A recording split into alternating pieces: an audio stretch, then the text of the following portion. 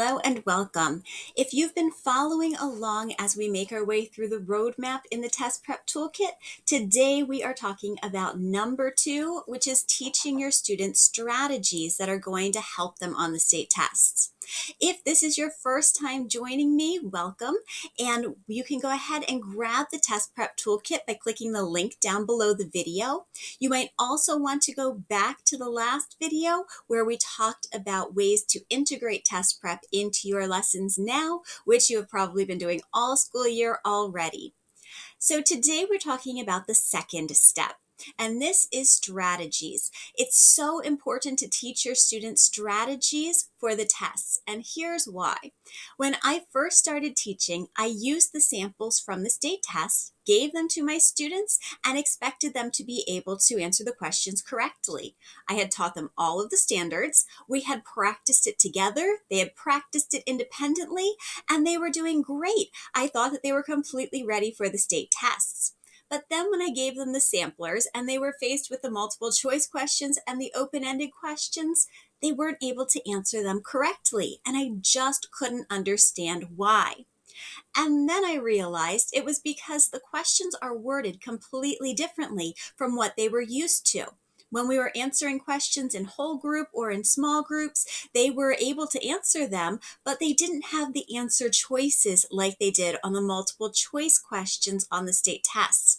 And a lot of those have weird wording to them. So my students weren't understanding that it was asking them about something that they knew how to do, but the wording of it was completely throwing them off and they weren't getting them correct. So we're going to talk today about strategies you can teach your students so that when they do get the state test, they don't have that deer in the headlights look like I have never seen this before. We're going to break down the strategies that we can teach the students. So first of all, we're going to talk about multiple choice questions in general, because we know they're going to see lots of those when they get the state test. So some strategies you can teach your students for multiple choice questions in any passage. Some of these will even work for math, but we're specifically talking about reading here. So when we're talking about reading, we need to read the questions before reading the passage. I found that this really helped my students because they knew what they were supposed to look for then. Otherwise, when they're reading the passage, they're just reading the words, not really knowing what they're looking for the comprehension part. So when they know exactly what to read for, it really helped them focus in on those important parts of the text.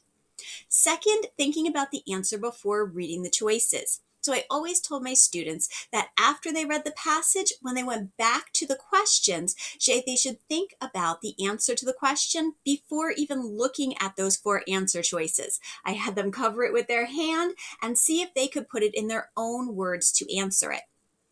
Then they needed to read all of the answer choices. So move their hand away, read the choices, and get rid of any that were incorrect. We didn't write on the test booklet. I practiced right away not putting the X over the actual answers because any stray marks in their booklet were always counted as wrong, since my 3rd graders always took it in the actual test booklet before we switched over to doing it on the computer. But they at least were able to, on their scratch paper, they would write down the X's for the ones that they knew were wrong. And then if they still had more than one answer choice that they thought might be correct, they needed to go back to the passage and look for evidence and see which one was the better choice. And then always choosing the best answer. I always told them if they could eliminate at least 2 of the answer choices, having a 50% chance of getting the answer correct was a lot better than a 25% chance. So in eliminating those incorrect answers was an important step. Now we're going to break it down by type of text, because a lot of times we practice in fiction texts over and over, and that's what they're used to reading, and they just know the strategies for fiction, but not for some of the other types of texts. So for each type of text, nonfiction, poetry, drama, I like to focus on strategies for each individual one, and that really helped my students. Once they got to the test, they figured out what type of text it was, and then they were able to apply the right strategies.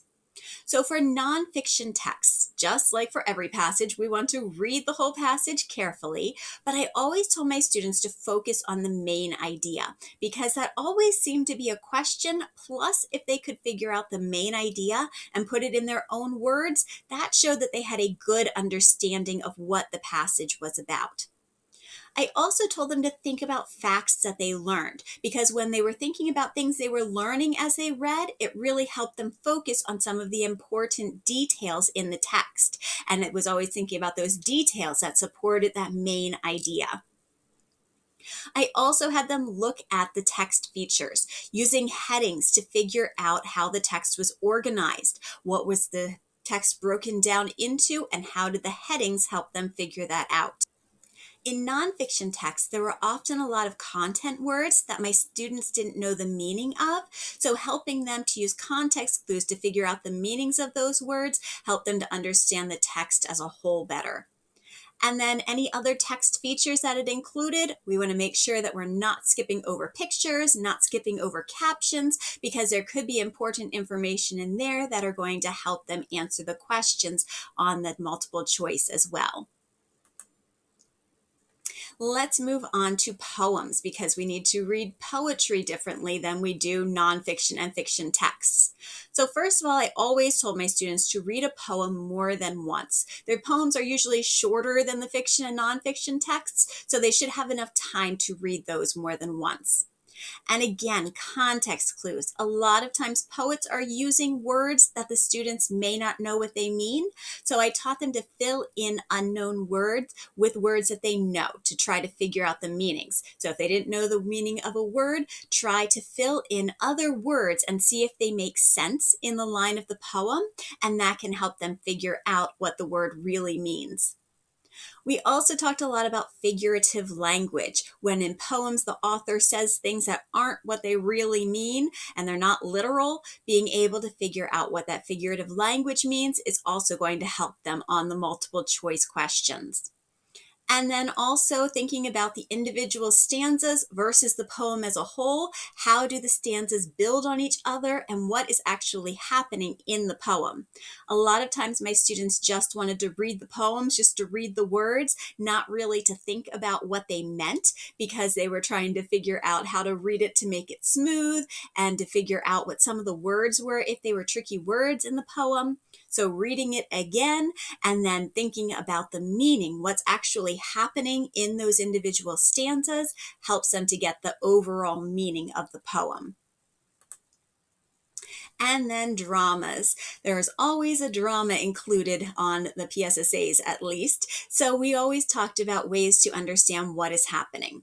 So first of all, paying attention to who is saying each line, making sure that we don't just skip that part like we do when we're doing readers theater. Sometimes they just skip over the names and just read the lines, and then they have no idea who was saying it or what the context was when it was being said.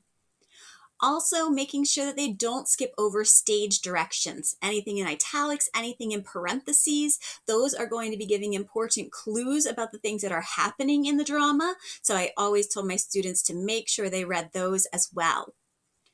Third, really stopping and thinking about the events that are happening. We always talked about the parts of the drama, the characters, the setting, the problem, the solution. Those story elements are the same as they are in a fiction story. So really thinking about a retelling or making a summary of it just so that you really understand what's happening.